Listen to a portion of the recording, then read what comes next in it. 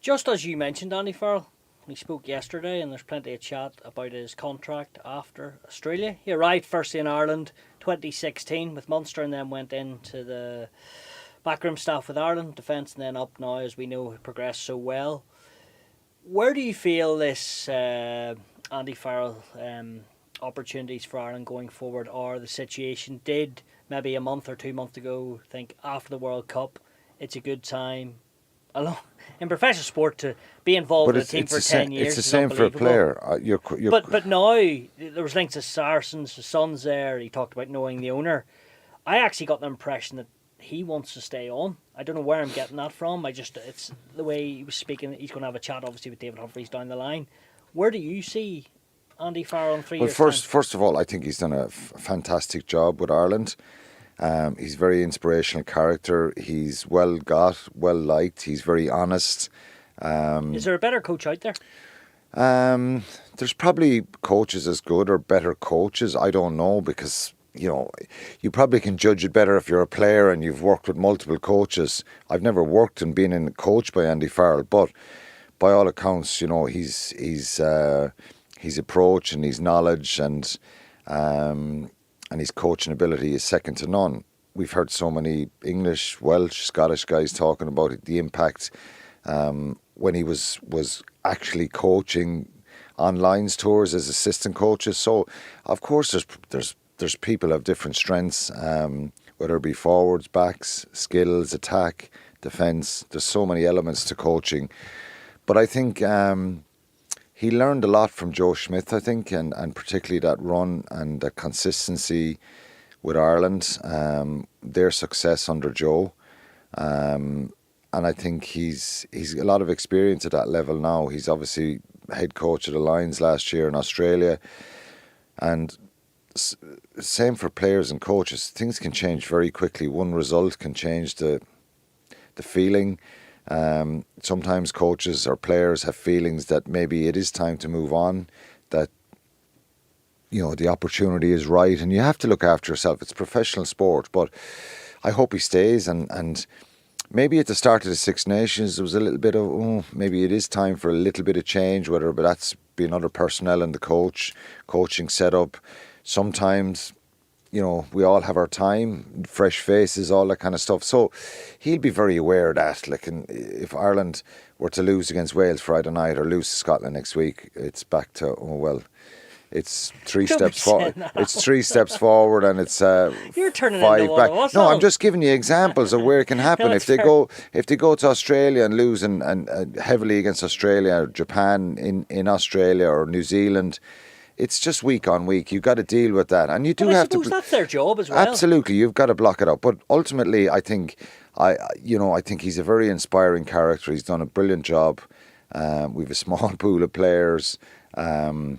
I think we do punch above our weight, and the reality is we shouldn't. The expectation is very high, and that comes from, and that's a good thing. You have to expect and set your standards high. So.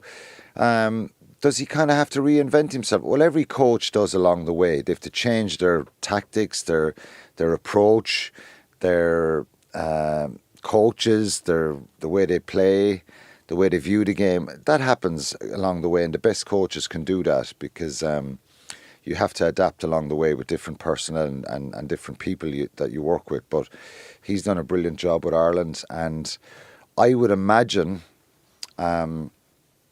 So in simple terms, Stuart, if you have an offer to go to Saracens and it is what is being mentioned and there's that sort of money and the lure of working with your son, it would definitely be of interest. You'd have to listen to that scenario and get to a point where you don't just dismiss it. You say, right, that's on the table.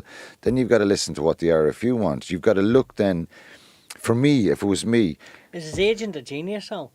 No, but it's a reality. I think that, of course, he'd be in demand.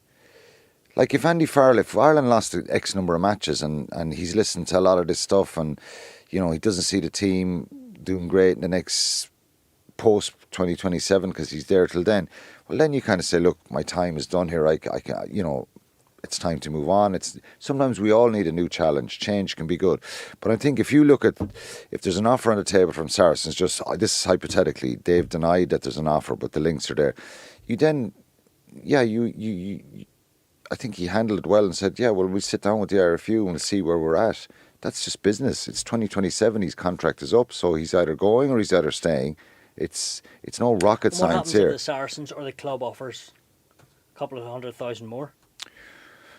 Well, then you got to decide: is it worth it as regards the financial thing? I believe Andy Farrell would look at the rugby program in a sense of where this is going to go, because, with all due respect, he would be well paid in the game, has been well paid.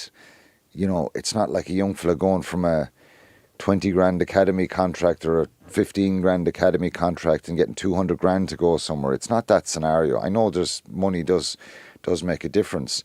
And also the other side is, if he could get Ireland to a semi-final or final in a World Cup, first man to do it, be some box tick for him. Yeah, and there's probably a bit of an itch to be scratched in a sense of the last, I don't know, will we get to that level of where we were at? Look, it's whether people believe it or not. I think most rugby people in the world knew Ireland were at a very high level going into that World Cup, and for maybe unknown reasons, and sport can be cruel, New Zealand, and yeah, you're playing against an opponent in the quarter-final has such a rich tradition of producing performances, even though they weren't at the same level that we've probably seen them in previous World Cups. They could have easily won that World Cup. So it's just the way the draw was didn't help, but it was the best World Cup squad I'd seen.